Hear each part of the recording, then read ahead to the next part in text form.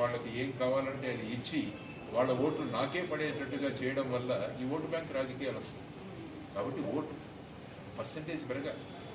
హైదరాబాద్లో 46% మాత్రమే ఓటు వేశారు ఈ ఎలక్షన్లో. తెలంగాణలో మీరు చూసి మరి హైదరాబాద్లో ఎంతమంది చదువుకున్న వాళ్ళు ఉన్నారు, మరి వాళ్ళు ఎందుకు ఓటు వేయట్లేదు? సో ఈ విధమైన ప్రశ్నలు ముఖ్యంగా మనం ఓటర్ల మనస్సుల్లోకి, యువతరంలోకి మనం జొప్పించగలిగితే వాళ్ళలో ఒక చైతన్యం వస్తుంది. ఎప్పుడైతే ఓటరు చైతన్యవంతుడు అవుతాడో అప్పుడు ఈ రాజకీయాలు రాజనీతి దిశగా మారుతాయి. ఓటరు చైతన్యవంతుడు కానంత వరకు ఈ రాజకీయాలు ఇంకా కుటిల రాజకీయాలుగా మారుతాయి. సో వీటిని మనం మార్చగలగాలి అన్నది ప్రధానమైన ఉద్దేశం.